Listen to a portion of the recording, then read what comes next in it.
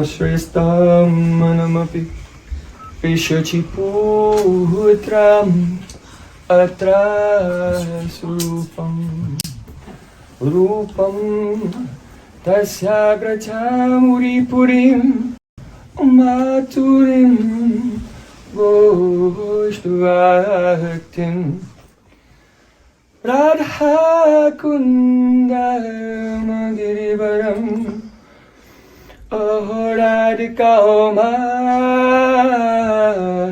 Madhuvasam Bhrapto Yasya Pratita Kripaya Shri Guru Tam Natosmi Gurave Gaura Chandraya Radhikai Tadali Krishnaya Krishna Bhaktaya Tad Bhaktaya Namo Namah Ananda Lila Maya Vikrahaya Hema Bhadabhyatschave Sundaraya Tasmai Mahaprema Rasapradaya Chaitanya Chandraya Namo Namaste Chaitanya Chandraya Namo Namaste Chaitanya Chandraya Namo Namaste Bhaktya Vihina Aparada Lakshay Shiltastakaharitorang Pamohati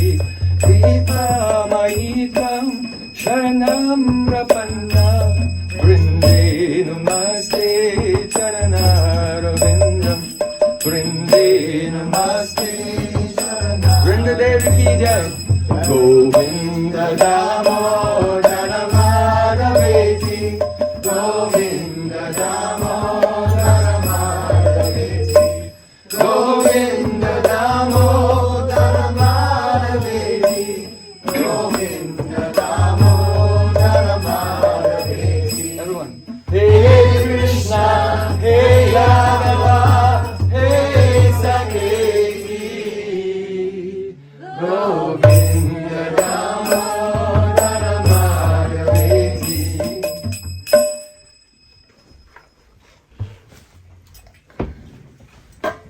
Sham Sundar Shikanda Shikar Smarahas Murali Manoida Radhika Rasakamama Kripa Nidhe Sopriya Charna King Kurim Kuru Tuvai Vasmi Na Jivami Toyabana Iti Vikyaya Devi Tam Namam Charanantikam. First of all, I offer my Sastang Dandavat Puspanjali, my heart like flowers thousands and thousands of times, at the lotus feet of my holy master, my supremely worshipable spiritual Gurudev, Asmadiya Paramaradatam Guru Pada Padma, Nityalila Pravishta Om Vishnupad, Ashtotarasata Sri Rupanugacharya Varya Srila Bhakti Vedanta Narayan Goswami Maharaj.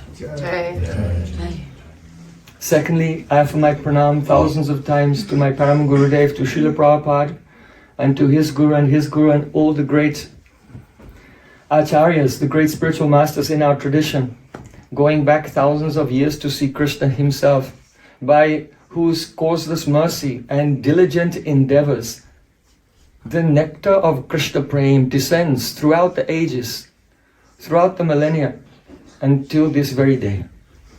So my pranam to all the Sri Guru Parampara. And finally, I offer my pranam to all of you, my very dear brothers and sisters. Vanchakalpataruvascha, Kripa Sindhubhyavata, Putidam Pavanebhyo Vaishnavibhyo Namo Namaha. Grace, Shri Prayojan Prabhu Ki Jai.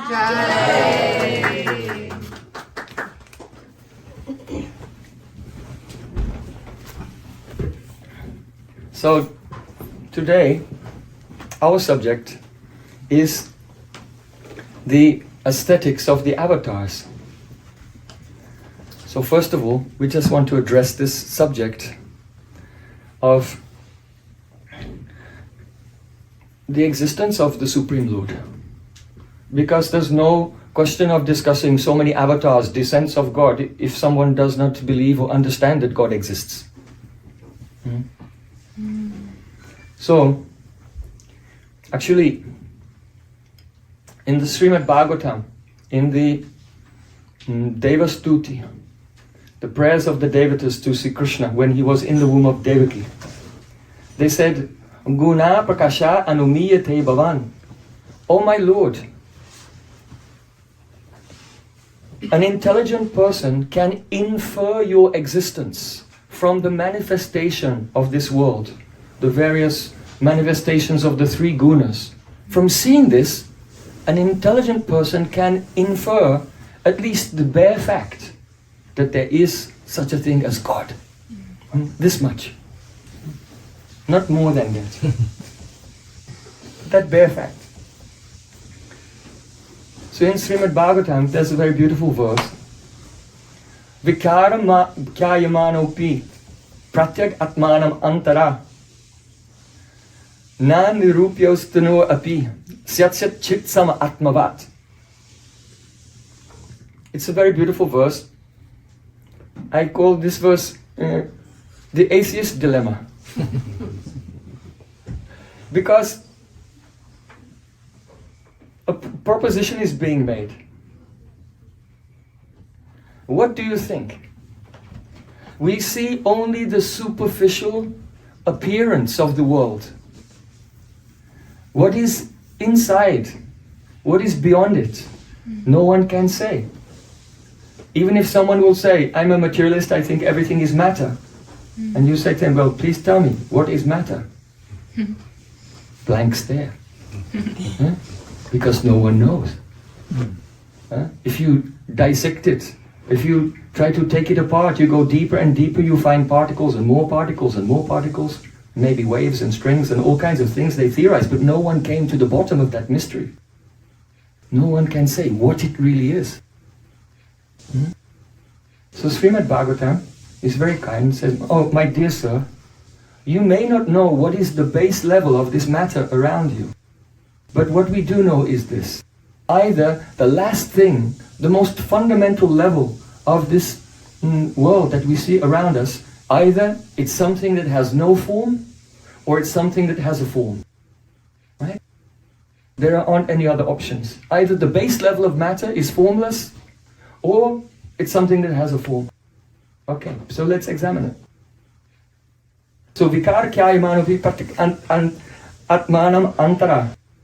If you say that the base level of matter is entirely formless, then in order for it to manifest, to be actualized into forms, then there must be something transcendental, a conscious, intelligent being, other than that matter, which causes that formless potential to manifest into the forms of the world.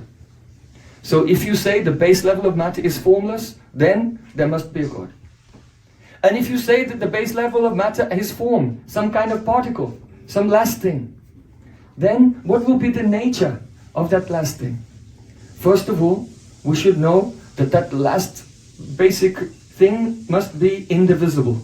Because if it were divisible, then when it was divided, then that would be the last thing. And not the first level, there'd be another level down. So the last thing must be indivisible, incomposite, not composed of parts, a partless entity. So this entity would be the basis of all existence. This entity must have some form. But what kind of form will it have? You see, when we deal with divisible objects in this world, the form may come about with intention or without intention.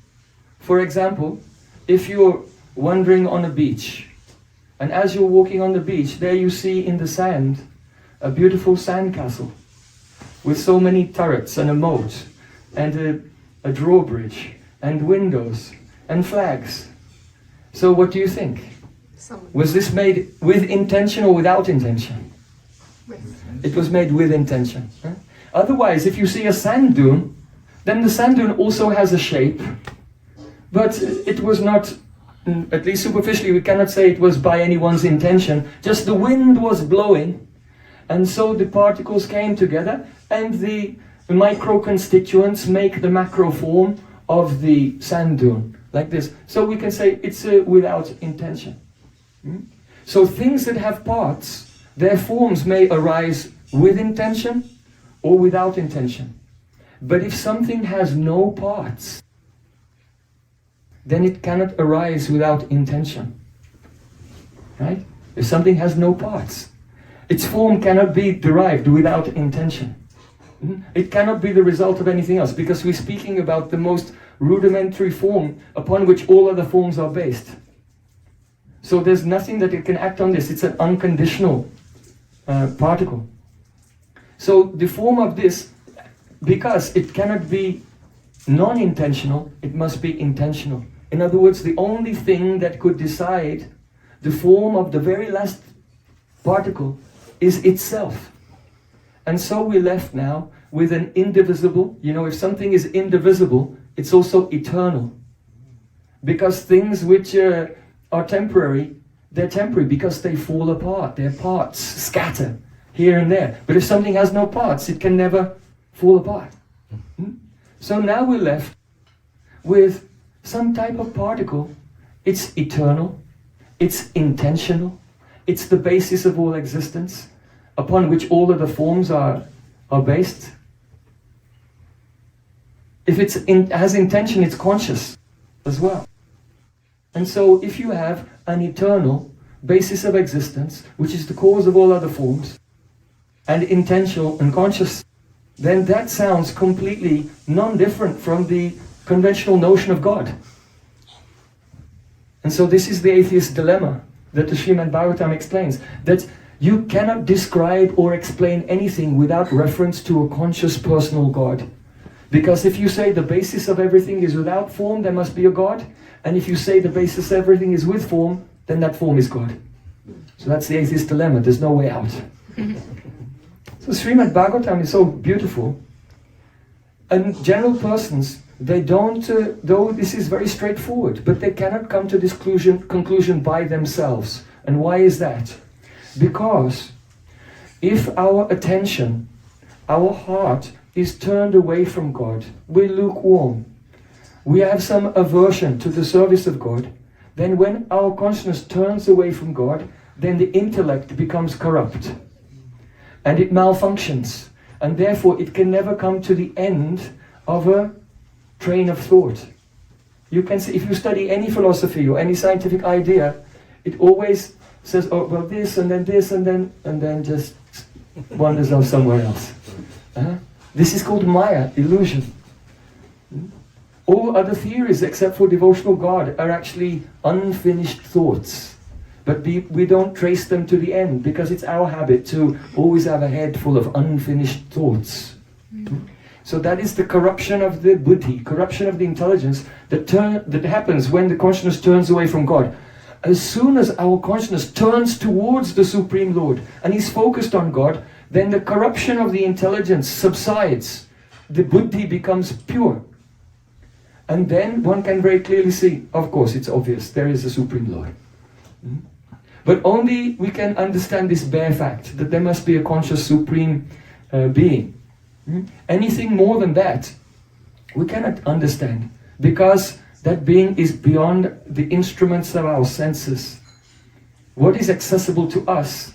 Only the sense objects which are investigated by our sensory powers. And there's nothing outside of that we can experience. If something is outside of that, we cannot experience it. So if someone says, oh, can you prove, show me, empirically, that there's God? But this challenge itself is based on the category mistake, that you're thinking that God is in the category of a sense object. There are sense objects, and there is existence beyond the range of the senses. So you're thinking that God is among the sense objects. No, God is not among the sense objects. He can be known, but he cannot be known by that empirical investigation. Supreme Lord is very kind to us. He gave us a chitta. That is the deepest part of our subtle body. If that chitta is purified, it becomes free from rag and dvesh, attachment and aversion. It becomes free from lie and vikshepa, distraction and mental inertia, laziness. Then the chitta shines and it develops the quality called Bhagavad Bimba Grahitva, the power to catch the reflection of God. So those who pray, those who chant the holy name, they can have a vision in their heart of the beautiful form of the Supreme Lord. So now, the Vedas tell us that God is not just one monolithic being, like an old man in the sky. You think that if God is all powerful, he could stop his beard from going grey? No? Yes. So, but sometimes people imagine an anthropomorphic idea that because God is the oldest and he's authority and he's very wise, then he has to look like a wise wizard or something like that. So we see the painting on the roof of the Sistine Chapel of the creation. God is old. He's strong, so he's also got rippling muscles and veins. You know. So this is how people they imagine. But we cannot know God by imagination. The Supreme Lord can reveal himself. So Shastra Yonitvat, the knowledge of the Supreme Lord comes only from the Supreme Lord. Just as one can only know the sun by the rays of the sun, one can only know the Supreme Lord by his own revelation. And that is the Vedas. The Vedas are not composed, they are eternal. And in ancient times, the rishis in their meditation, they received them into their hearts and they have passed them on. Now the Vedas tell us that God has many avatars.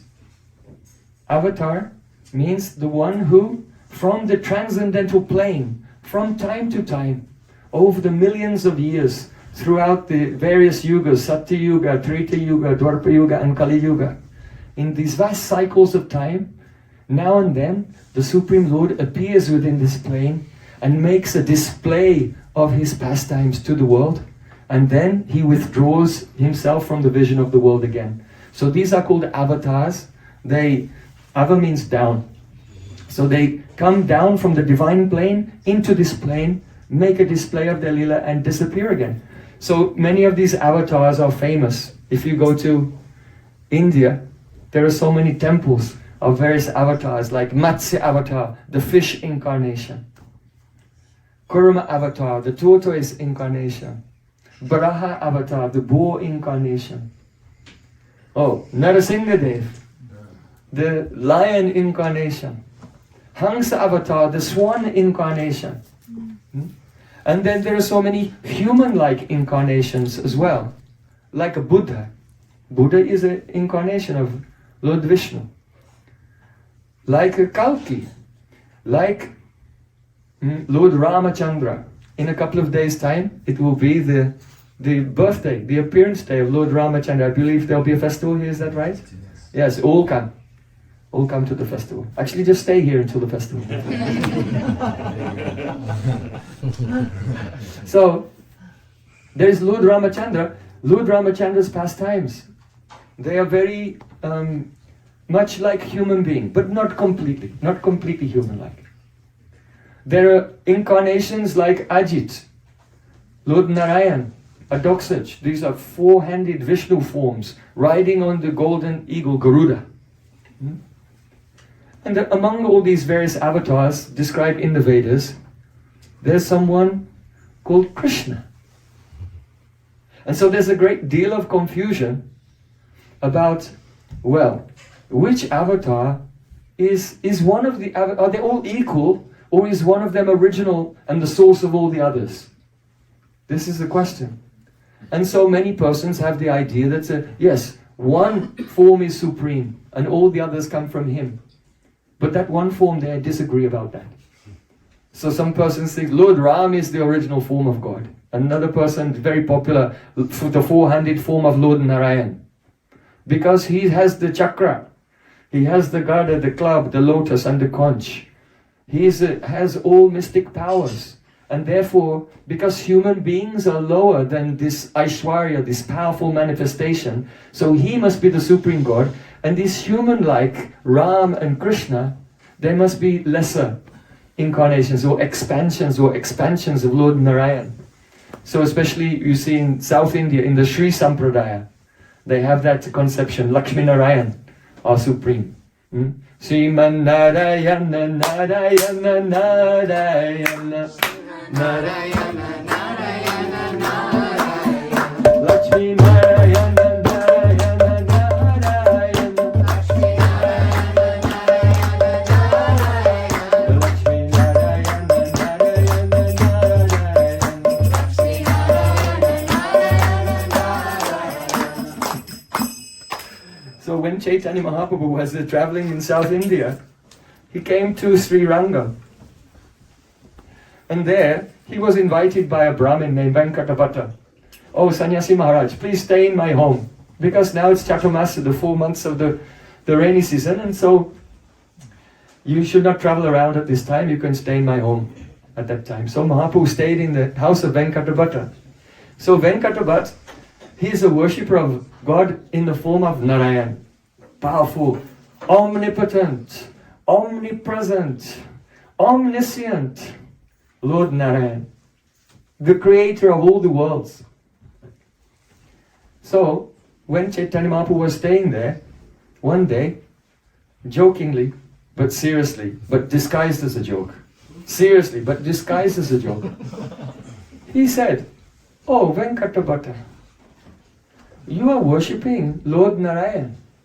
And the Shakti, that means the female aspect of Lord Narayan, his Shakti, his power, is Lakshmi.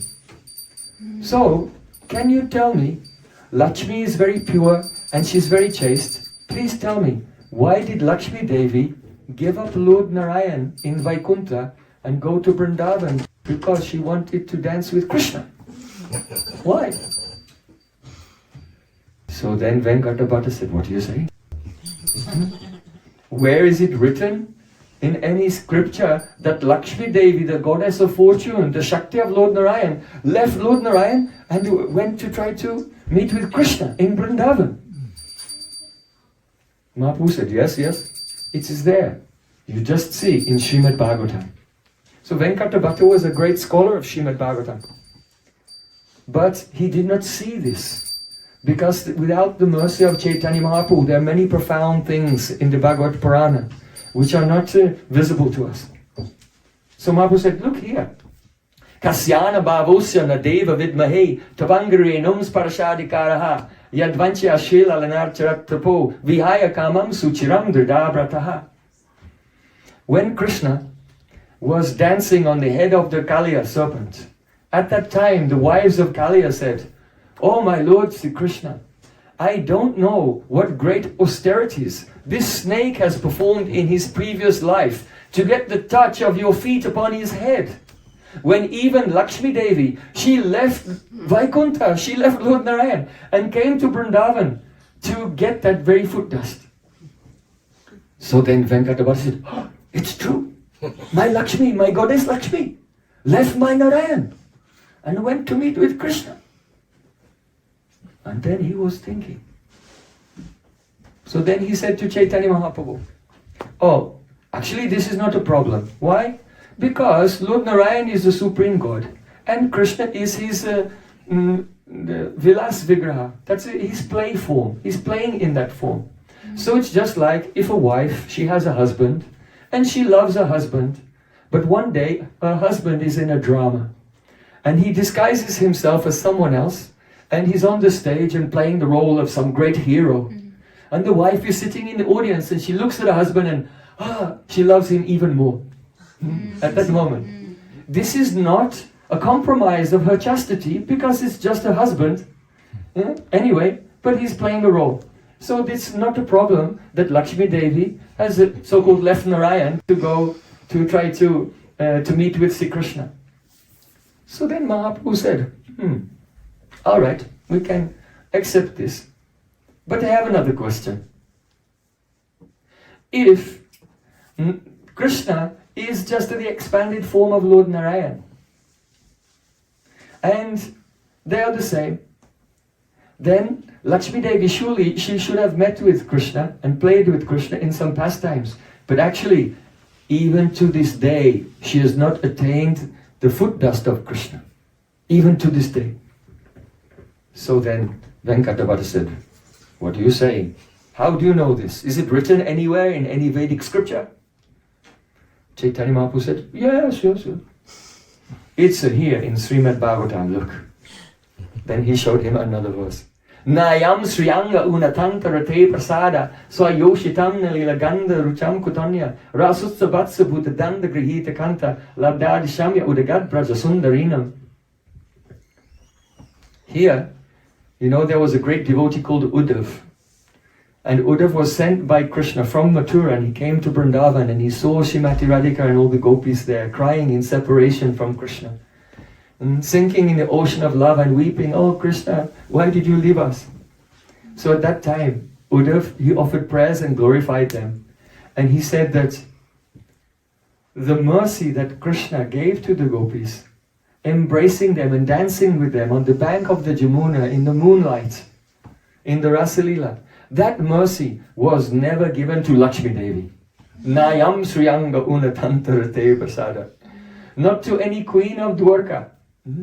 Not to any demigoddess in heaven even. And the demigoddesses in heaven, they're so beautiful that their natural body odor is like lotus flowers. They don't need deodorant.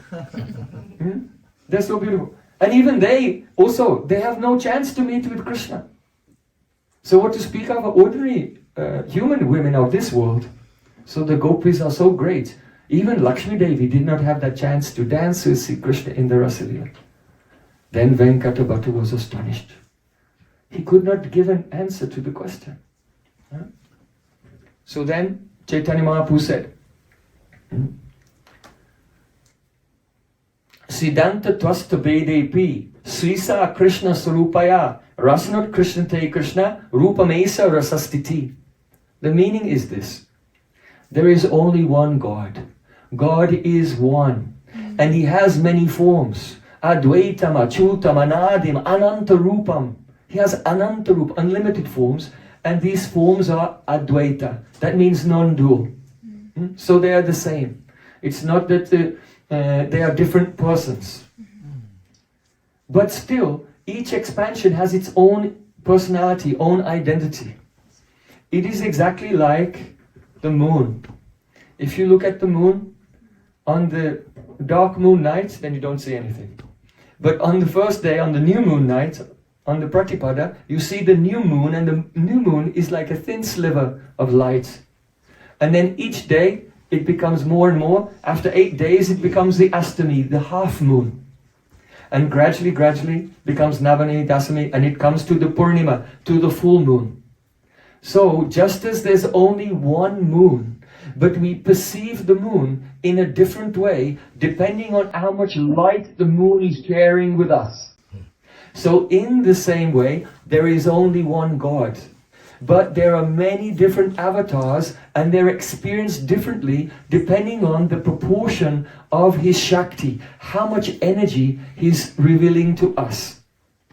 So Chaitanya Mahaprabhu said to Venkatavada, Siddhanta Twasta Bheda-abheda-tattva Srisa Krishna Sarupaya, that Narayan, the Lord of Lakshmi, and Krishna, they are one from the perspective of metaphysics.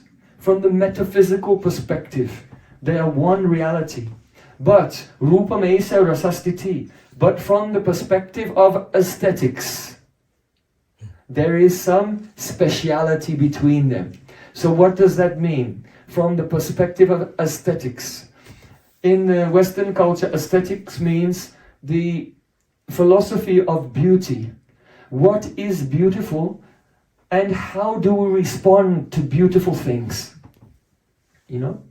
So the Vedic conclusion is, the most beautiful thing, that which is attractive to us, most attractive to us, is love. Love is the most attractive object that we seek. We search for that. Even if you have millions and millions of dollars, and you drive a Ferrari, and you can go on a cruise here and there on your yacht. If you have no friends, you have no family, no intimate persons to share it with, you will be completely dry and miserable. True happiness comes from love. And so, in the Vedic culture, there is an analysis of the flavors of love. Love is not just vanilla. You know, there's more than 32 flavors. There are many flavors of love. So the analysis is given in the Vedas of rasa. Rasa means the mellows of love. So first, there are 5 primary mellows of love. They're called Shanta, Dasya, Sakya, Vatsalya and Madhurya. First, Shanta.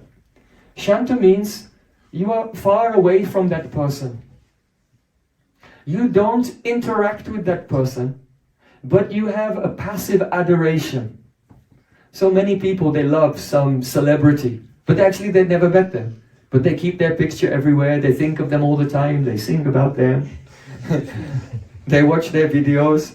It's a passive adoration. So first there is a passive adoration. Then the next level, that is called Shanta. The next level is called Dasya. Dasya means servitude. In Shanta, passive adoration, there is Krishna Nishta. That means one's heart is fixed on God. And there is Trishna Tyag. That means giving up thirst for anything else. So the passive adoration has these 2 characteristics. The fixity of the consciousness on God and the detachment from all other things. But Dasyaras, the mood of a servant, includes those 2 ingredients, but adds 2 more. One is mamata, possessiveness. The feeling, you are mine. Oh my Lord, you are mine, and I am your servant. So mamata, possessiveness. And the other ingredient here is seva, service. As soon as the feeling of possessiveness is there, then you must serve. You know, if there are so many children playing in a playground, but then at the end of the day all the mothers come, they don't take all the children, they just take one. And they bring that child back and they feed that child and they wash that child and they dress that child. Why? Because this is my child, I have to do some service, I have to take care. You see? So mamata, possessiveness. When there's possessiveness, then automatically service begins to follow. Or conversely for us, if we begin to serve, then mamata will grow. You get possessiveness by service. Like now you may think, well, I don't really have any feelings for Krishna. Okay. Take shelter of Guru and Guru will engage you in Krishna service. As you serve, the feelings of possessiveness will grow in the heart. Once there was a man, he was walking home from work. And as he was walking home, there was a stray dog and the dog was following him. And the dog followed him. He said, get away, get away. But he followed him all the way to his doorstep. And then he went in his house. The next morning when he woke up, he opened the door and the dog was sitting there. He went to work. He came back, the dog was still, he thought, this dog may be a bit hungry. So then he gave some food to the dog. Then every day he was feeding the dog something. After a few days he think, this is my dog. When you serve, then the feeling of possessiveness comes. So, in Dasya Bhav, the spirit of a servant, oh my Lord, I am your servant, you are my master. Then, that is like Hanuman. You know, Hanuman is a servant of Lord Ram. But then, the next rasa is called Sakya rasa, friendship. Friendship includes the 2 ingredients of Shanta, the 2 ingredients of Dasya, and another ingredient, another 2 ingredients. That is the Samata. Friends feel equal with each other. You see? Like Krishna has friends. So the friends of Krishna, they come and they sit down on the same bed with him. They can eat from the same plate. The friends of Krishna, they can eat up. My mother cooked this, it's delicious. And they can chew it and then say, Krishna, you try it, and put a remnant in Krishna's mouth. Can Hanuman do this? No. Hanuman cannot do this. Because he's a servant. The servant is always in a lower position. But friends they feel equality with each other. So this ingredients, you understand, we're discussing aesthetics. What is beautiful? And what is beautiful? Love. And what kinds of love are there? And what are the components of that love? We want to love God. But what do we know about the science of love? Or rather, art of love. So, in friendship there's equality and also asankoch buddhi. Asankoch buddhi means there's no hesitation. There's no hesitation at all. If you go to someone's house, you don't know that person, you knock on the door, if there's no answer, you leave. If you go to your friend's house, you knock on the door, there's no answer, then you try. And if it's not locked anyway, you go inside. You have no hesitation. There's no inhibition with your friends. Huh? So these are the two ingredients of Sakyaras, plus the other two ingredients from the other rasas. But then, superior to the Sakyaras, the friendship mood, there is a Vatsalya ras, parental love. Parental love includes all of those feelings, but something more. What is that? Lalan Palan. Lalan Palan means I have to pamper you. I have to nourish you and maintain you and take care of you. Because, oh my child, you are not so bright, but I am experienced in the world. You don't know what's good for you, I know what's good for you. So you should do what I say and accept all these things I'm giving to you. So parents have this lalan palan to nourish and protect their child. And they have another thing that is called Tadan Batsan. Tadan Batsan means chastisement. They can become angry. This anger is actually not anger. It's like a feature of love. Just like in a cloud in the sky, if you see a big rain cloud, sometimes you don't know it's there, but suddenly lightning flashes. The electricity was in the cloud and now it's manifest. So in the same way, in the love of a parent, always that lightning is there. If the child will be naughty, it comes out. Oh, don't do that.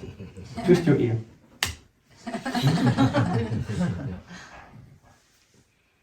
So, the anger of the parent is not really anger. It's actually affection.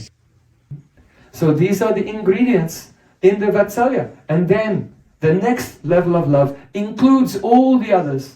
Whatever is in all the other flavors of love, the next one is called Madhuras. Madhuras is romantic love. In romantic love, everything is there. The mind is fixed on the lover. One is detached from everyone else. One feels possessiveness, you are mine. There's service. There's feelings of intimacy, equality, and without any inhibition, asankoch buddhi. I have to take care of you. That's why the lovers, they call each other baby. Right? Why they call each other baby?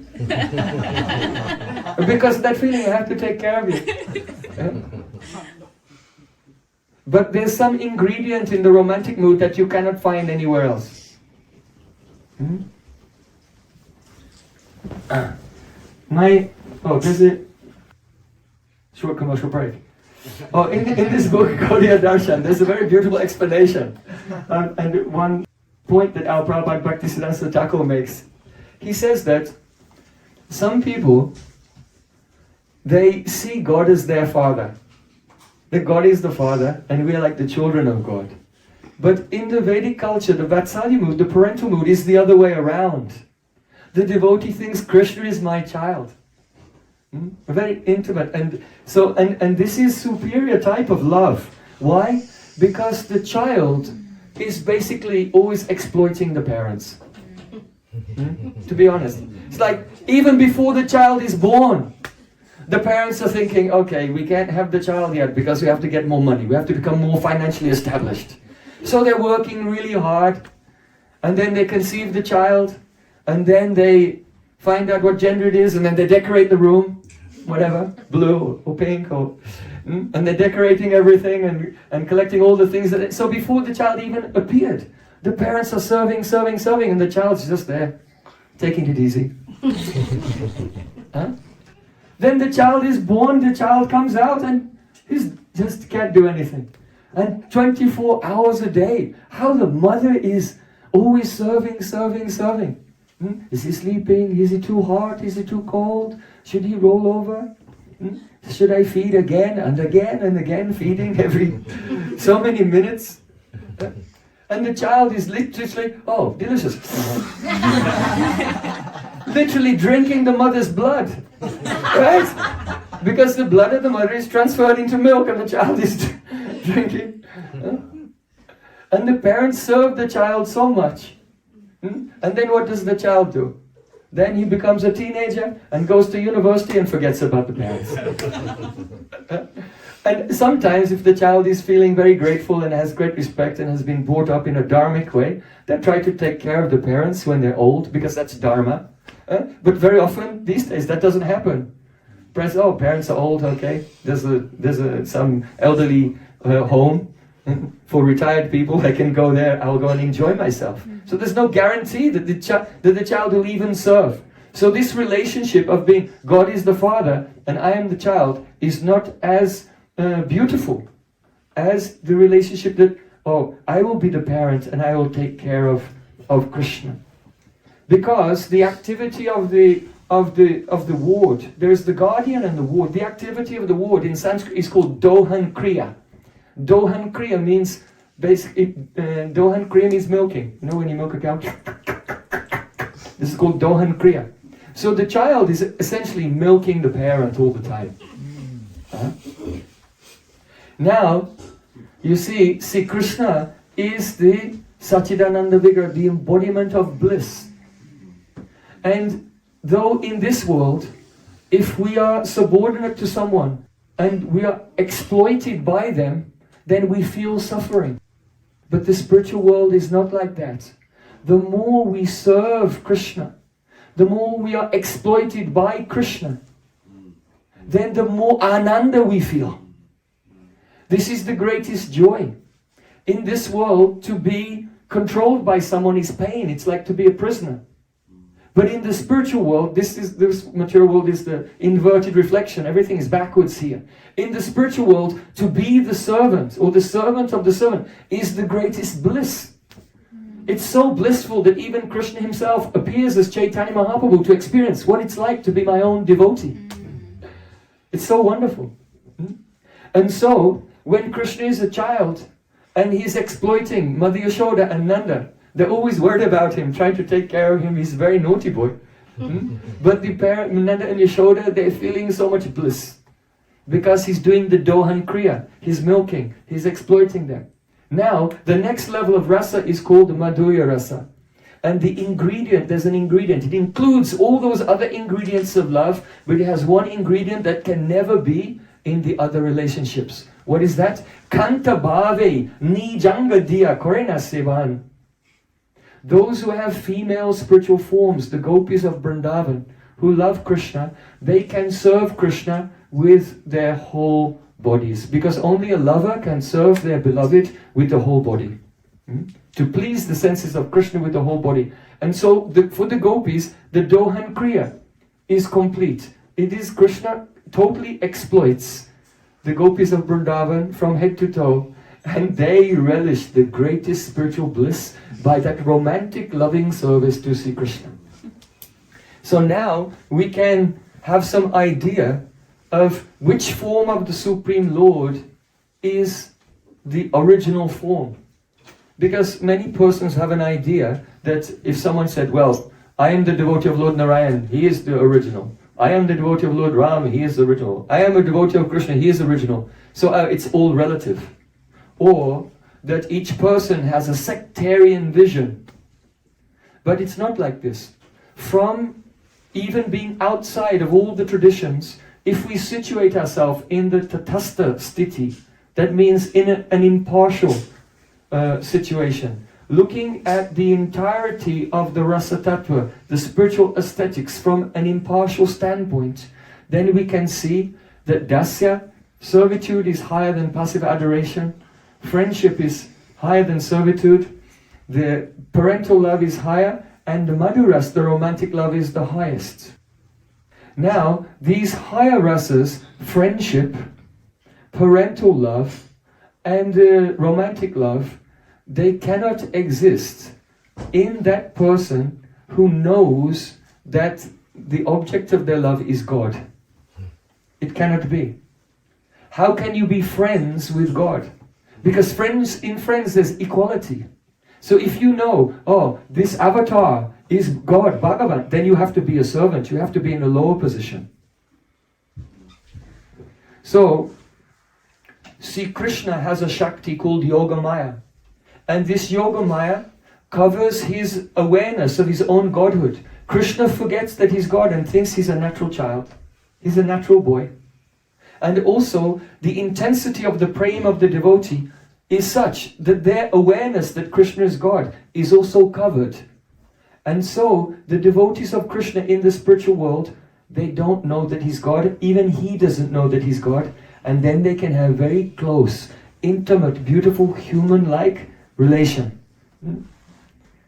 If God is aware of his godhood, I am all-powerful, I am omnipotent, omnipresent, and omniscient, then something will be lacking in his loving relationships.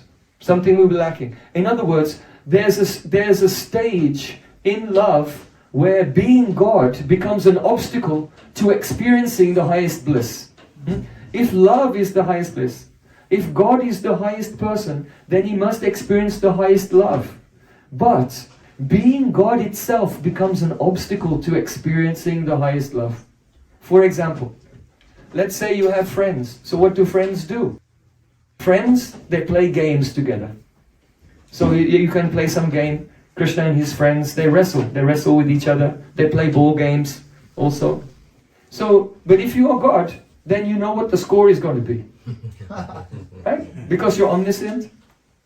If you are God, you're also omnipotent. You can control everything and you'll win the game all the time. So then you cannot even feel excitement. You can't feel competition. You can't feel suspense. These are all the other aspects of the flavors of a relationship. In a relationship, there's what will happen tomorrow? We don't know. There's excitement, there's mystery. And so if God is only aware of his godhood, then it becomes a limitation on his experiencing higher levels of bliss and higher levels of love. You see? Let's just make this hypothesis that today is Gopikanta's birthday. Right? So we knew that it's not, but let's say it was, hypothetically. So it was his birthday, and he's coming here, but he never told anyone. But we all knew, and we didn't tell him that we knew. Right? So we all arrive here early, before him. And we prepare a beautiful birthday cake with his face on it, made of icing.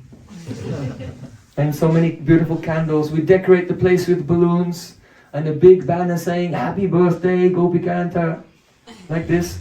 And we're all waiting here for him to arrive. Right? And so then he comes, he said, I'm going to go by Mantra Central. There's a program this week. I might as well go. So he comes here and he knocks the door. And then he opens the door and he walks in. And everyone says, "Surprise!"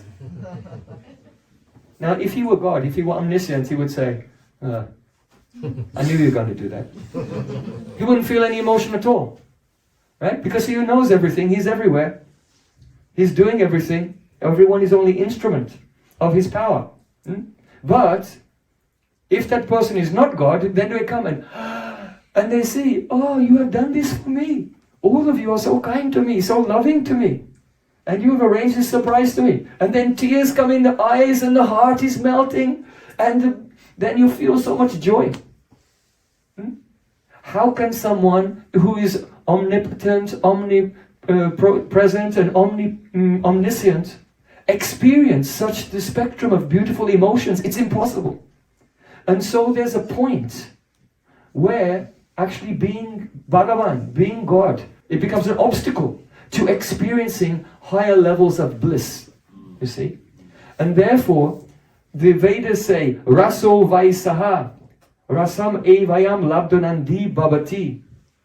The supreme truth is the embodiment of all rasa. the embodiment of all the mellows of love. And if anyone will attain that supreme truth, they will feel that rasa, that love, and they will be in ananda, sinking in the ocean of joy. So it is not our sectarian concern. This is not our slogan. This is not our flag. We are the followers of Krishna. No, but we see the forms, the avatars of the Lord, like Lord Narayan, I am Bhagavan. He has passive adorers. He has servants. But Lord Narayan doesn't have friends because no one's equal to him. That avatar doesn't experience friendship. You know Lord Nrsimhadev, Hiranyakashipu the demon. He was very upset with his son, the devotee Prahlad, because he wanted to teach him about politics and economics and how to become a real demon. Ishwaraham aham bhogi siddhoham balavatsuki. You have to have that pride that I'm in control, I have a grip on my life. Ishwaraham aham bhogi, I'm enjoying. Siddhoham, I'm perfect and I'm powerful. He wanted to train his son to be a bona fide demon. But Prahlad was a devotee of the Lord.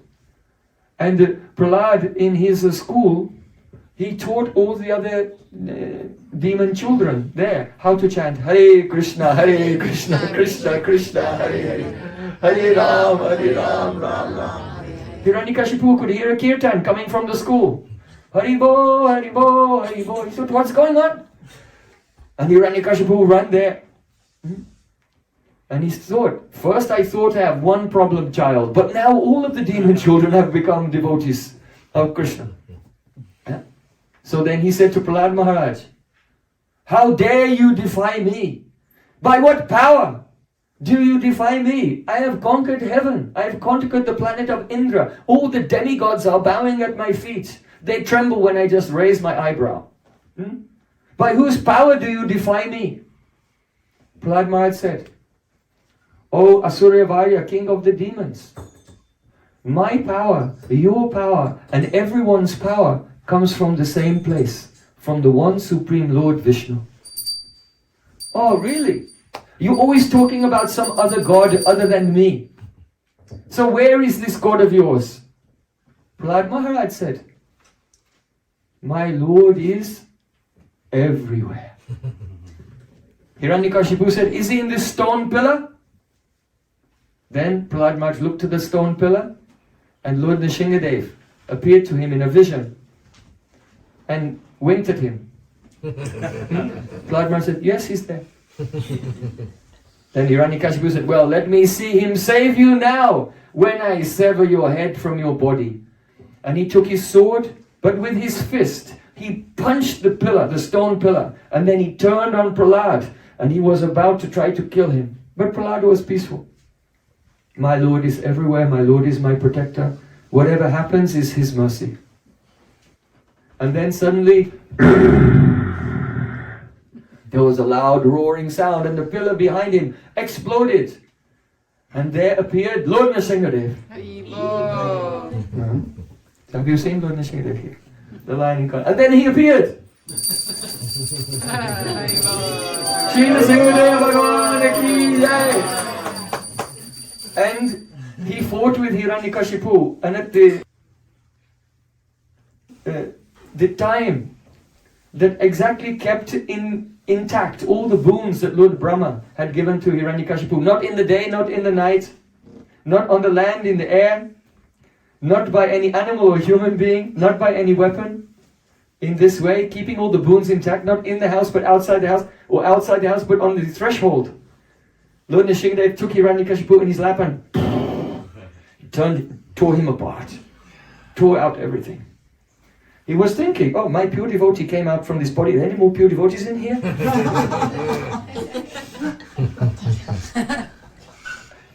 And then he threw all the parts everywhere. And he was roaring, he was ferocious.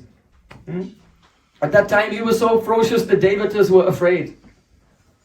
Lord Brahma said to Lord Shiva, oh Lord Shiva, please go and offer prayers to pacify the Lord. Lord Shiva said, you go and offer prayers. Lord Brahma said, okay, let's bring his wife. She knows how to calm him down. So then they told Lakshmi Devi, oh Lakshmi Devi, please come. So Lakshmi Devi, she making a public appearance, so then she put on her earrings and everything and her makeup and decorated herself nicely. And she came into the assembly and she approached Lord Nishingadeva. He roared and she screamed and quickly ran away. She said, I've never seen my husband in such a bad mood. So even Lakshmi Devi could not pacify him.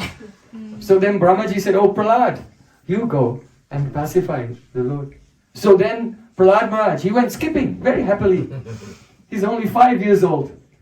And he gave pranam to Lord Nishingadev and jumped in his lap, and Lord Nishingadev embraced him. This is a Pashu Sneha Lila. That means the Pashu Sneha, the affection of the animal affection. You know, when animals love you, they lick you. So Lord Nishingadev, he was licking Prahlad Maharaj. Lord Nishingadev had tears in his eyes. He said, oh Prahlad, forgive me that I came late. Because his father tried to torture him in so many ways. He tried to poison him, he tried to put him in fire, he tried to throw him beneath the feet of stampeding elephants, throw him from a cliff, put him in a pit of poisonous snakes. He tried so many things. So Lord Nishingadev said, oh, please forgive me that I was late. I want to make it up to you. I want to give you a benediction. I want to give you a benediction. Please ask from me a benediction. Now how would you feel? For you personally, God has appeared and saying, I'll give you whatever you want. What did you say? So Prahlad Maharaj, he said, oh my Lord, I'm not a businessman. I'm not a merchant that I served you to receive anything in return. I served you only for your happiness. So I don't want a benediction, I only want to please you. Prahlad Maharaj said, very good, I'll be really pleased if you ask for a benediction. Prahlad Maharaj said, my Lord, give me this benediction that in the core of my heart I will have no material desires.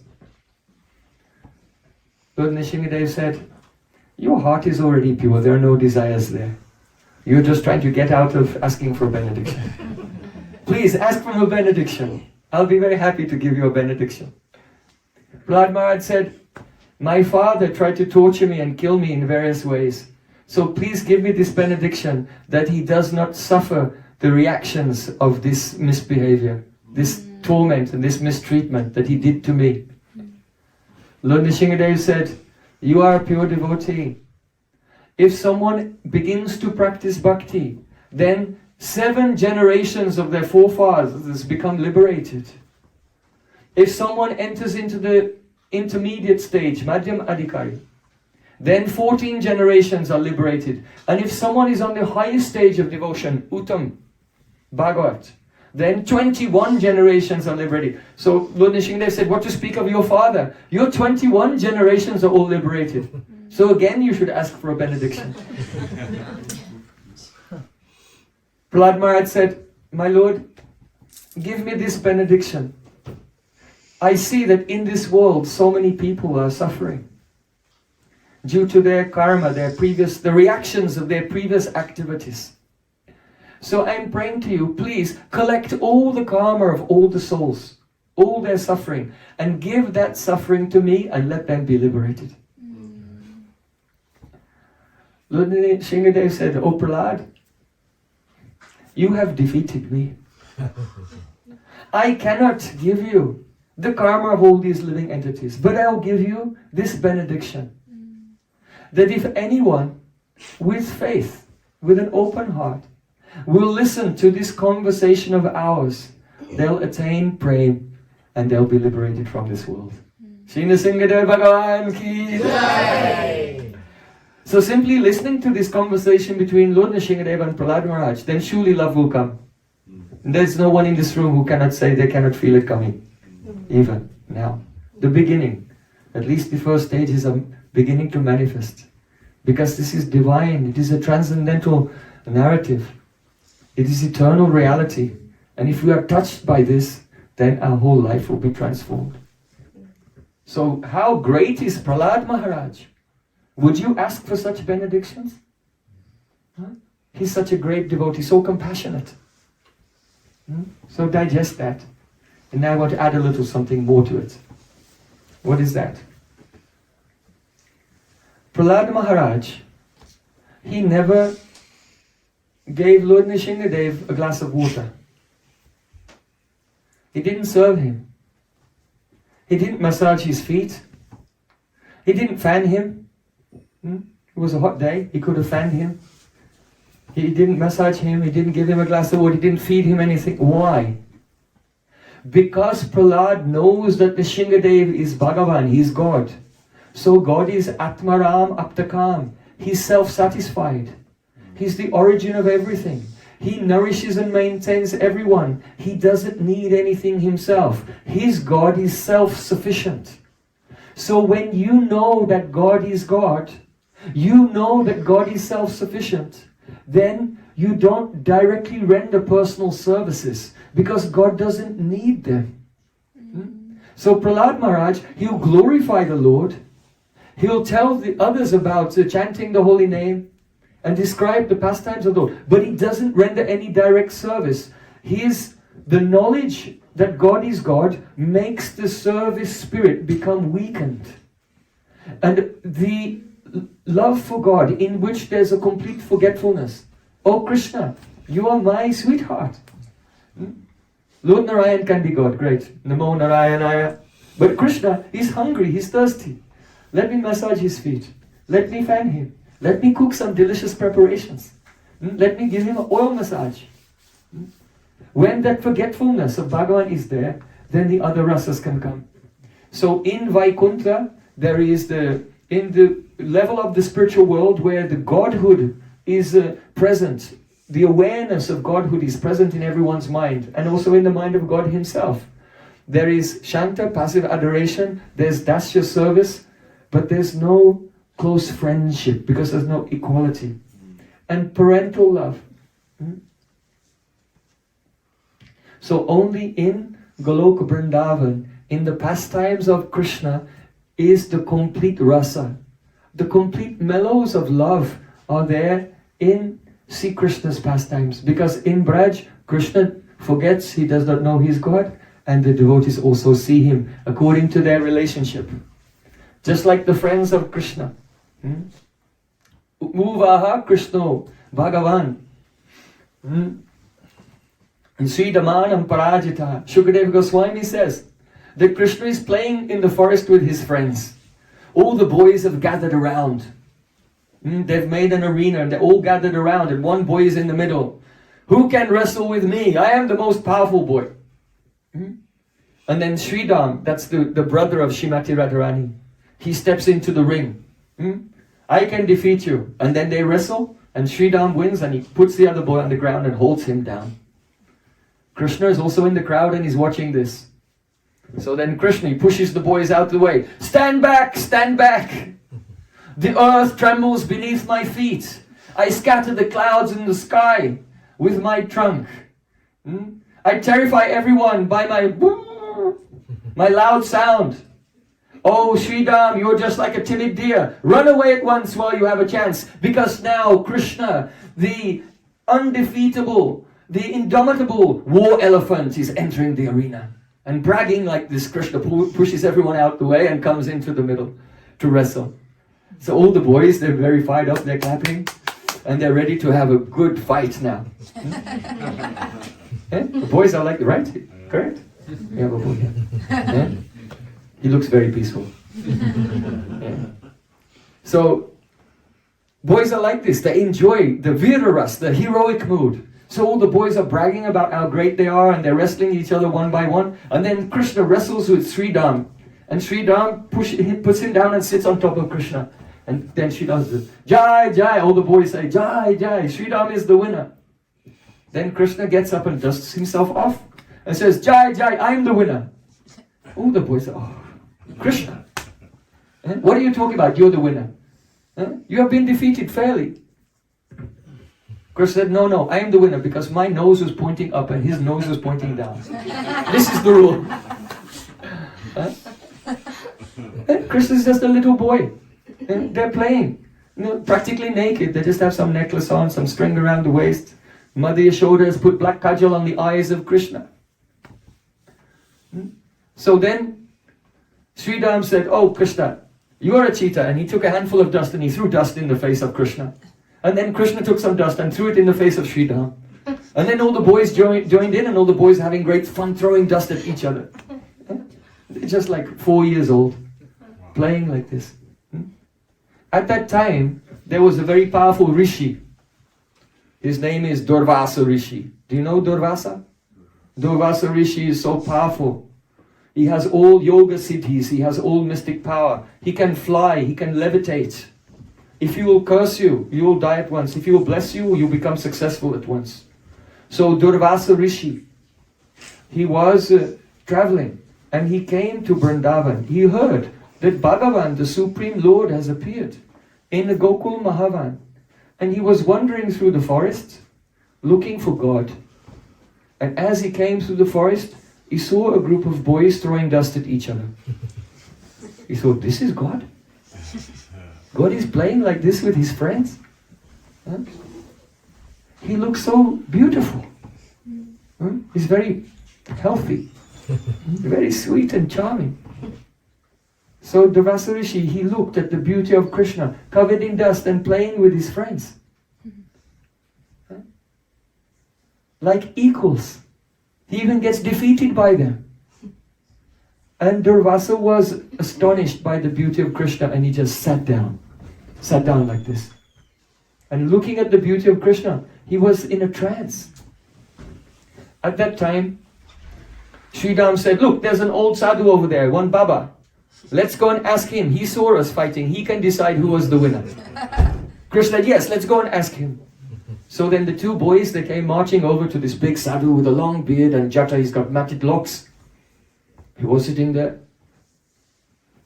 And the Sridham said, "Oh Baba, tell him I'm the winner." Krishna said, "Oh Baba, tell him I was the winner." But Durvasa is looking at Krishna and tears are flowing from his eyes. This is God. God is playing like a child. He does not even know that he's God. He just has love with his friends, love with his mother, love with his cows, with his pets, with crows and monkeys and birds and bumblebees. He's a child who's in awe of everything, feeling wonder at every moment. This is God.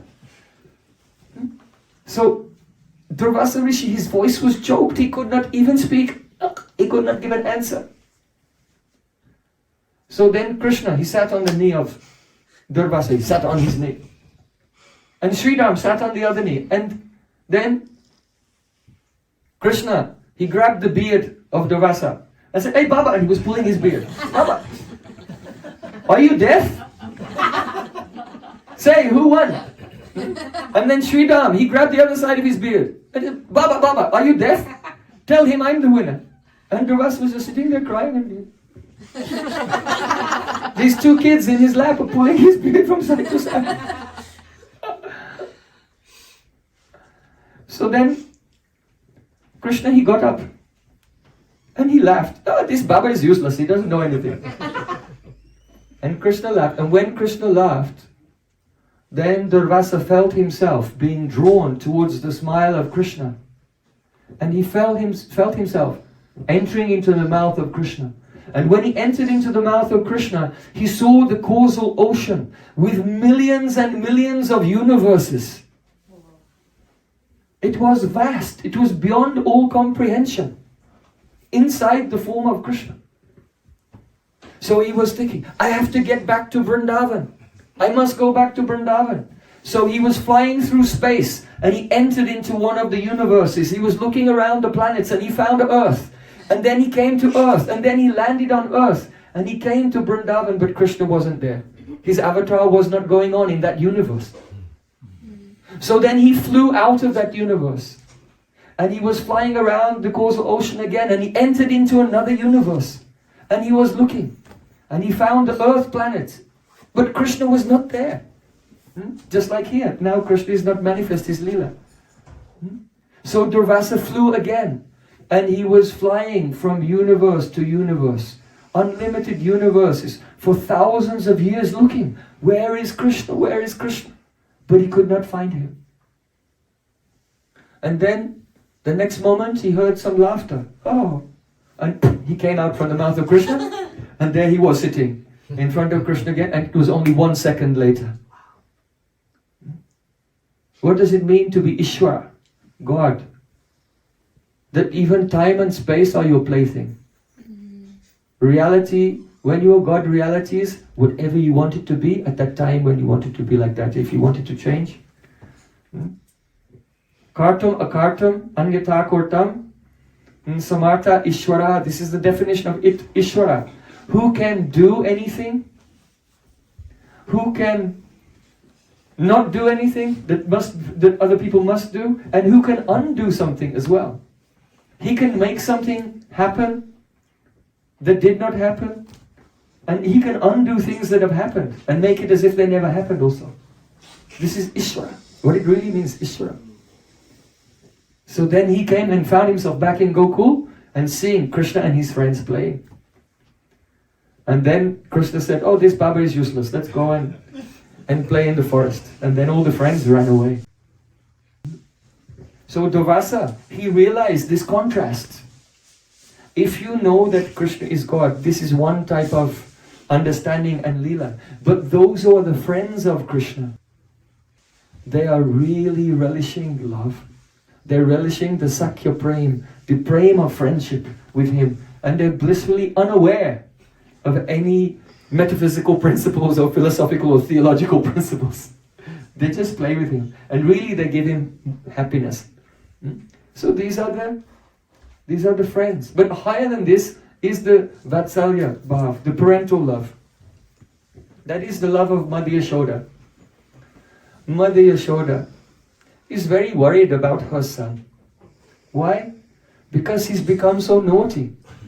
He's going to the neighbors' houses and sneaking into their kitchen and storerooms and stealing their butter.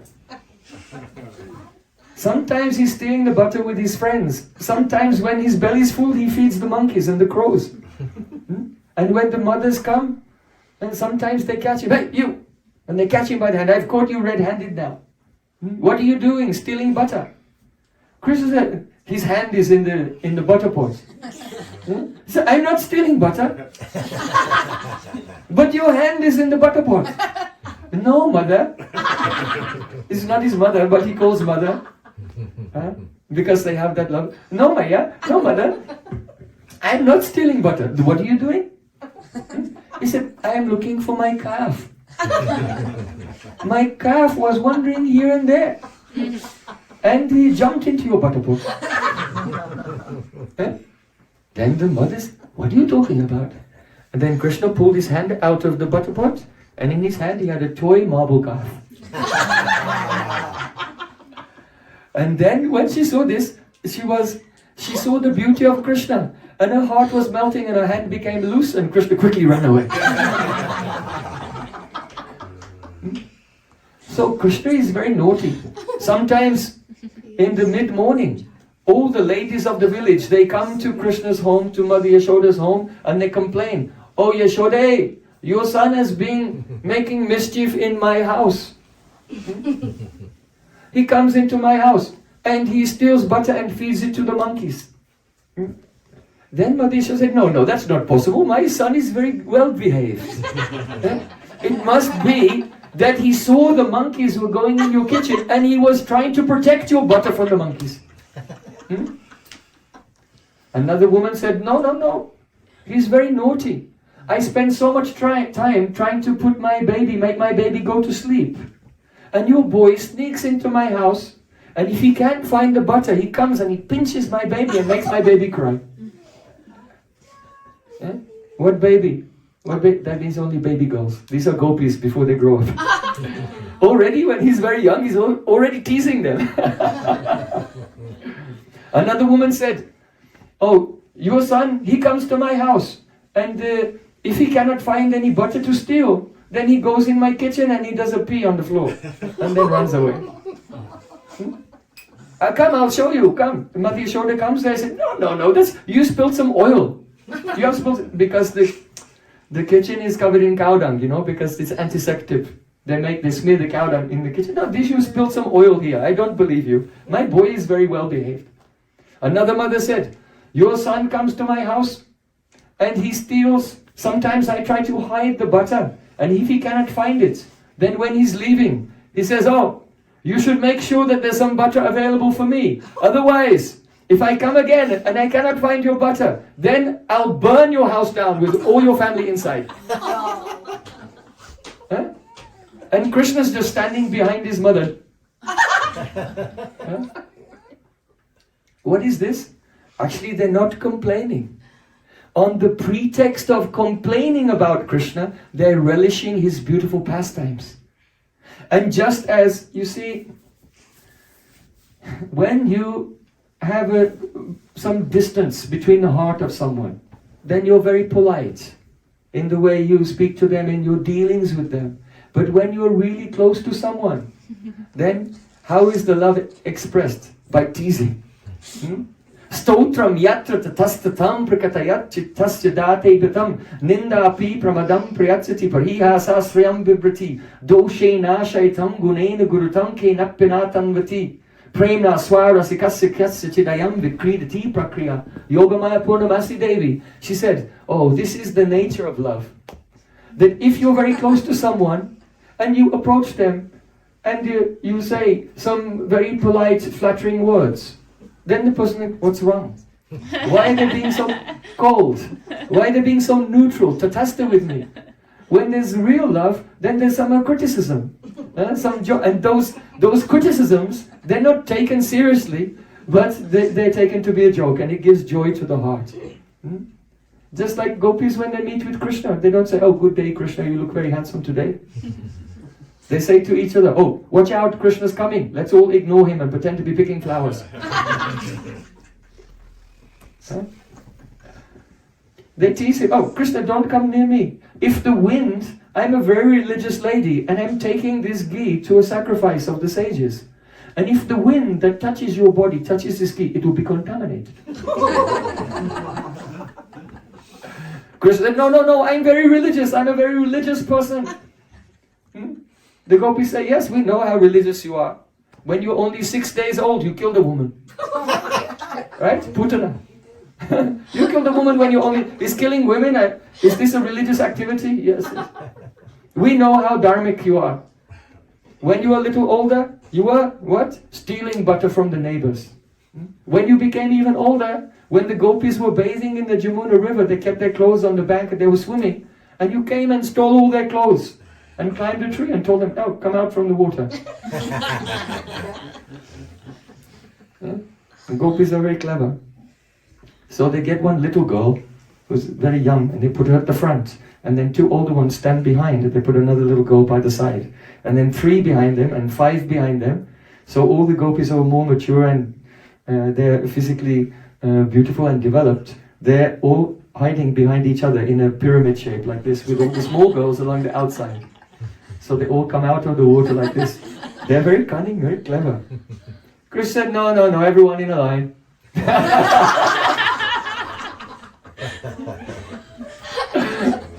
So they, oh, what to do?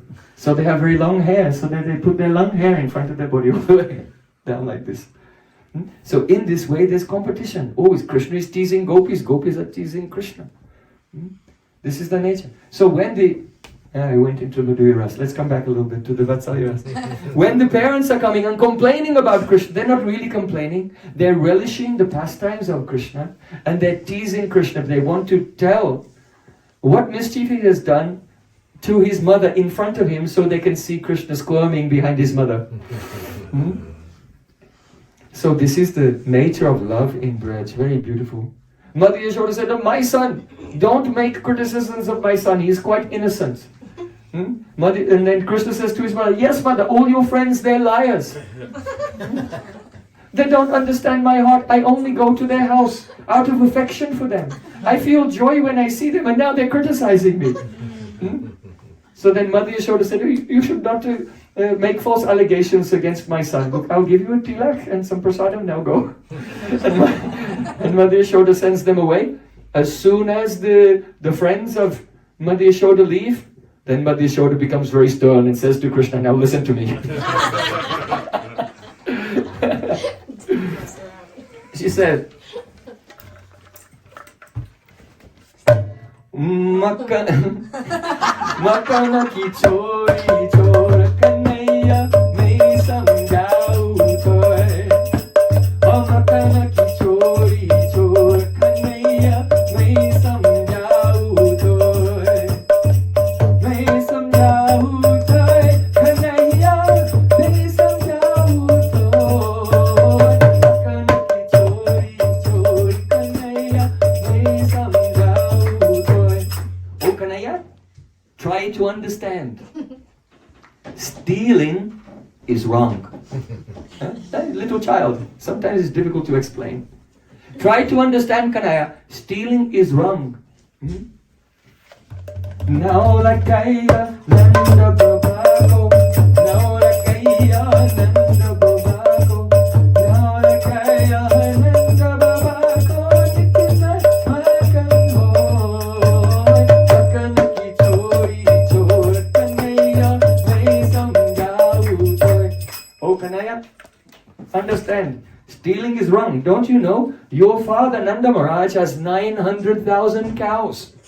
And from those cows we get so much butter, yogurt and butter every day in your own house. Why are you going to the neighbor's house to steal? Don't. Understand, stealing is wrong. And Krishna is saying, oh yes Maya, yes Maya. So you'll stop stealing? So, oh, I cannot stop stealing. Krishna, I cannot check myself. Why? Krishna is not stealing. Krishna is a lampat. He's very greedy. He's greedy to taste love. So because those elderly ladies, they're making the butter every day thinking, oh Krishna, and think, oh, I want Krishna to taste this butter. And because Krishna is controlled by love, he cannot check himself. It's their prem which is dragging him there from house to house to taste what they have made for him with love. So he cannot stop himself. He's not really naughty, but he's the prema vasita, controlled by the love of his devotee. So this is Vatsalya rasa. And Madhurya rasa, it has all of these ingredients and much more. Madhurya rasa is such a thing. No one can. No one can come to the end of this love. When Sri Krishna, he became a little bit older now. He's coming out from his childhood. And he's noticed in the distance one princess. There's a village nearby Nandagaon called Varsana. And the king his name is Vrishabhanu Maharaj. And Vrishabhanu Maharaj has a daughter. Her name is Radhika. And this little boy has seen that princess. And only one glance. Pahila hiraga nayana banga vela. Anudina barla avadina gela. It was only one glance. Krishna looked at Radhika and Radhika looked at Krishna. And immediately deep love manifested in their heart. And every second it was increasing, became unlimited.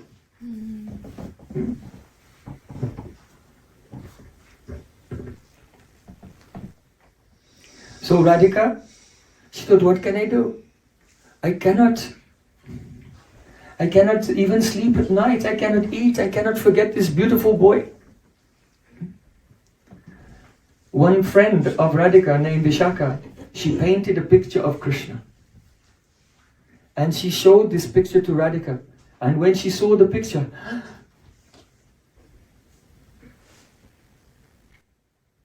Ekasya Sutamaiva Lumpatimatim Krishneti Namaksharam Sandrunmara Paramparam Upanayatanyasya Bangsi Kala Aisha Snigda Ganajuti Marsimei Lagnapate Vikshanat Custom Dik Purushatve Ratirabun Manye Matis Sreyasi. Shrimati Radhika said, oh, alas, alas, it would be better for me to die. Because any chaste lady should love one man. But what is my condition? I have fallen in love with 3 men.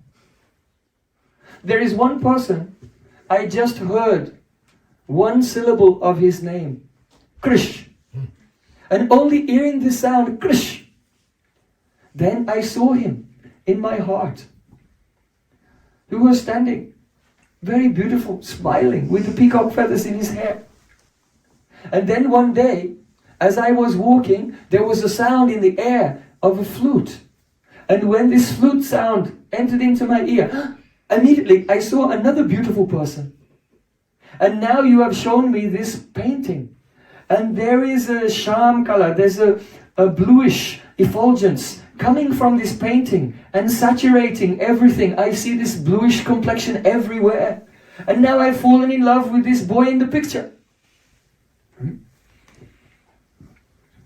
This is Prem Katha. It is very profound. Any slight contact with Krishna causes a spurti, the manifestation of his form, when the heart is filled with love. But because of anurag, anurag means that love in which the object of love is experienced as newer and newer every moment, as if you have never seen that person before. So when Radhika heard Krish, only one syllable of the name, when she heard the sound of the flute, and when she saw the painting, then there was a realization of Krishna. And each time she thought, I have never seen this person before in my life, because it was a newer and newer experience. So she thought, oh Saki, help me. It would be better for me to die. I've fallen in love with 3 persons.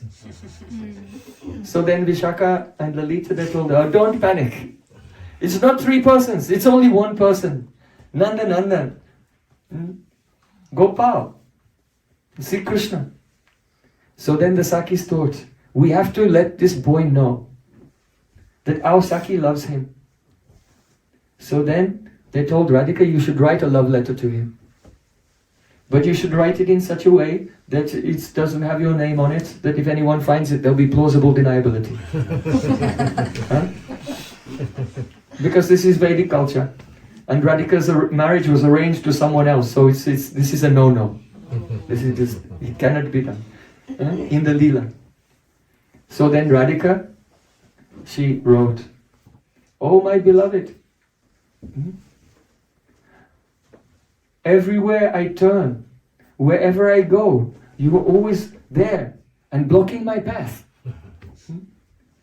That means when the intense love is there, one begins to see Krishna everywhere, wherever you look. So she said, wherever I go, I see that you're there blocking my path. And she wrote the letter, and her friend took that and went into the forest and delivered the letter to Krishna, who was there with his friend Madhumangal. That Saki said, oh, I want to deliver a letter to you from my Saki, Radhika. Krishna said to Madhumangal, he's a Brahmin. Oh, you should read. So then Madhumangal took the letter and he read out, everywhere I look, I see that you are blocking my path. When Krishna heard this, not only do I love this princess, but she also loves me. Now I know for sure. How wonderful. But I should test her love. Krishna, he heard it, he felt joy, but outwardly, he said, oh, you girls are so misbehaved. You don't know proper etiquette. You are not religious at all. I'm a very religious person. I never look at any woman. I never touch any woman, even in my dreams. And all my friends around me, they're all brahmacharis. And they're always watching me, whatever I do. So, I'm afraid I cannot accept this. You can take this, return this letter. So then that friend of Radhika was heartbroken, alas. And she went back to Srimati Radhika. And she told Radhika what happened. Then Radhika thought, how can I live without Krishna? I cannot live without Krishna. I should give up my life. So she made up her mind. I will go to that place where I first fell in love with Krishna. That is Kaliyarad. In the Jamuna river, there's one lake that just comes off the river, and that's where Krishna danced on the head of Kaliya when he was about 6.5 years old, and that's the first time when Radhika fell in love with Sri Krishna. I want to go back to that place, and I will give up my life there. So then Radhika set off with her friends. So just by coincidence, by chance, Krishna was already in that place. Just nearby, there is a forest of roses, red roses. Krishna was thinking, oh, maybe I've done wrong. She must be feeling such pain. I should quickly write a letter to her to put her out of the suffering. So then Krishna thought, if you write a love letter, you cannot write it in ink. You have to make it from something very aromatic and beautiful. So let's squeeze these rose petals, and from the fragrant juice of the rose petals, I'll write a letter. So then Madhu Mangal and Krishna, they were collecting the rose petals that Krishna will write his letter. But then, just then, Krishna saw that all the trees were trembling. The trees were trembling. And the birds began to squawk and fly here and there. The whole forest was disturbed. And then the whole forest became golden. And Krishna was completely confused. Where am I? Aisha nantikavati suragire ilavriti hantabu. Agre kim kalayami kanchana rucham udgar gauri disha. Am gyatam maninu parad dhvani parad ali janalankita. Kantinam Kula devata vilasitum brindata vindati. Krishna saw gold everywhere. The whole forest was shining with gold.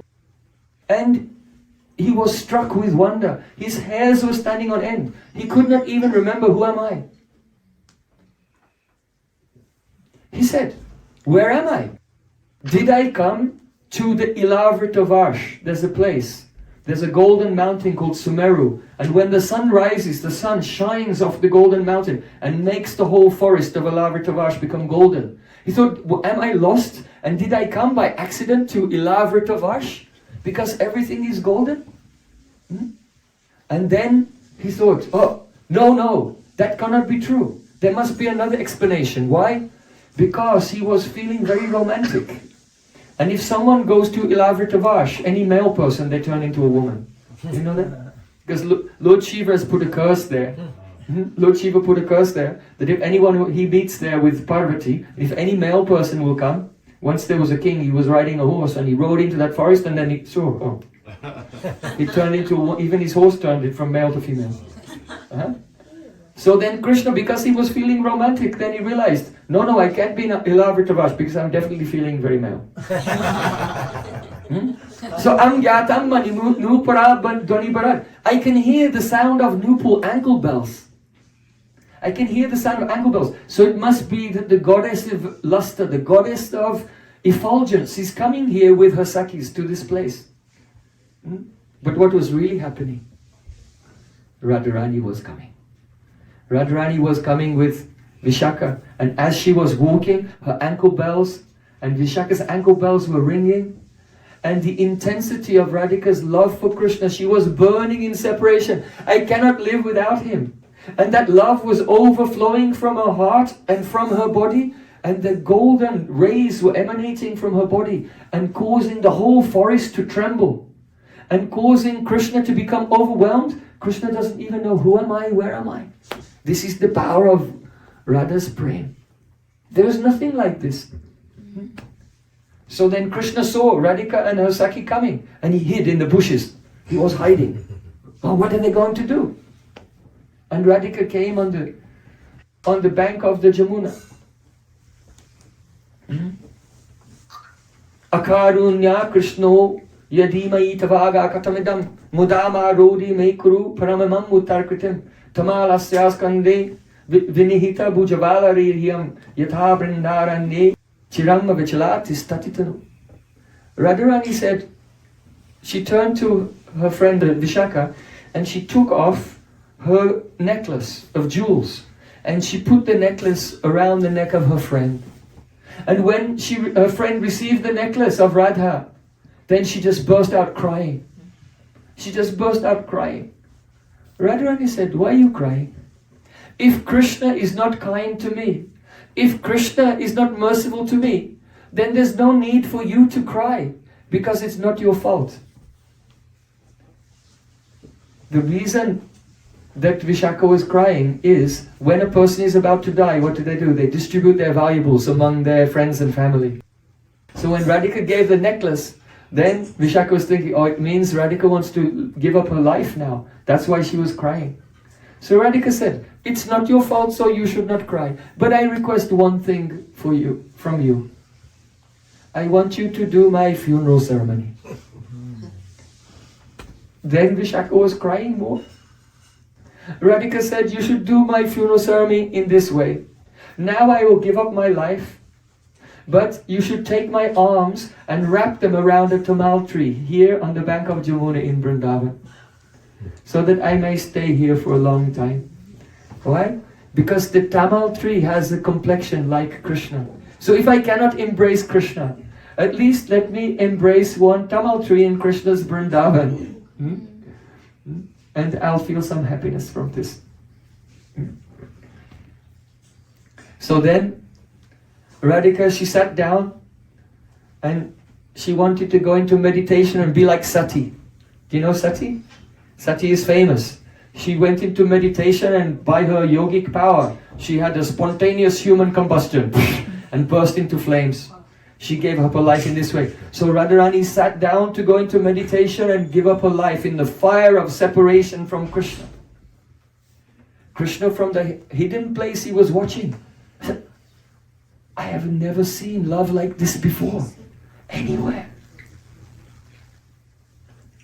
Radhika said, oh Vishaka, please show me that painting one more time. Let me just look at Krishna one more time before I give up my life. Vishaka said, I don't have the painting with me. I don't have it with me. Then Radhika said, oh, then I'll have to visualize him in my mind.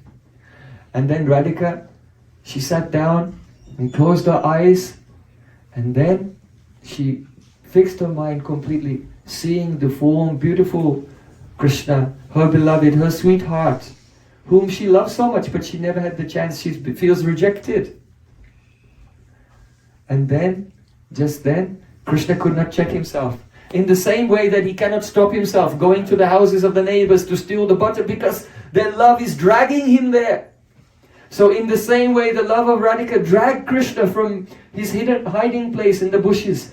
And he came onto the edge of the Yamuna river, right in front of Shrimati Radhika. And he was standing there. Vishaka said, oh Saki, Saki, open your eyes, open your eyes. And then Radhika, she opened her eyes and she looked. Am I dead yet? Did I go to heaven? Am I dreaming? She couldn't believe that Krishna is there in front of her.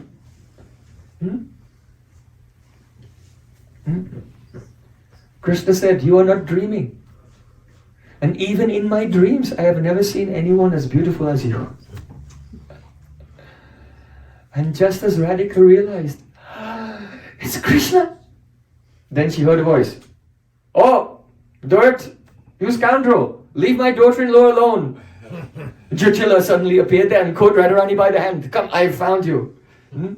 And she took Radhi by the hand and she began to drag her away. And her mother-in-law was dragging her away and she was looking back over her shoulder at Krishna. And quickly she was taken away. It is the first meeting of Radha and Krishna on the bank of Jamuna, near in the Prashkandan Tirtha, just very close to the Kaliyadaha by what is now Madan Mohan temple. My Bhajan Kutir is exactly in that place. I stay there and remember this pastime. So that time, they did not get the chance to meet closely. It was almost and then.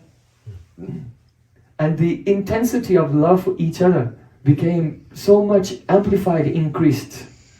And then one day during the Sharad season on the full moon night, in the middle of the night, Krishna played his flute and Radhika came to meet with him.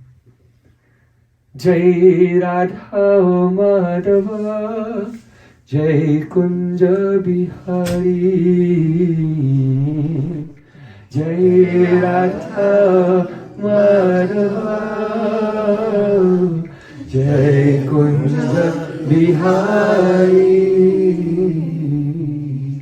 When Radha and Krishna meet, then it is so astonishing. At every moment, Radhika looks newer and newer, as if Krishna has never seen her before. And Krishna looks newer and newer to Radhika, as if she has never seen him before. Even if they meet every day, at every moment, but they forget. Yeah? This love is so wonderful. So it is said,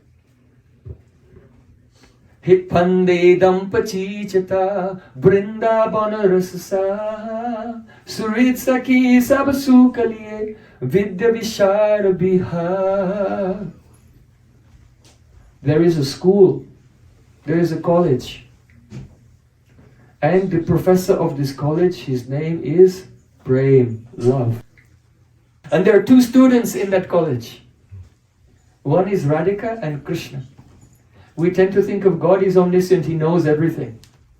But this Krishna and this Radhika, they're like two students studying in the school of love. And at every moment, at every day, they're learning more and more about love. With our material consciousness, we think of God. God is like a finished product. Right? God is a finished product. But the reality is that God is unlimited. He's not a finished product. Krishna himself is growing every day and learning more and more every day. And Radhika is growing and learning more and more every day. Where? In the school of love. And that school of love is called Vrindavan Dhama Ki Jai.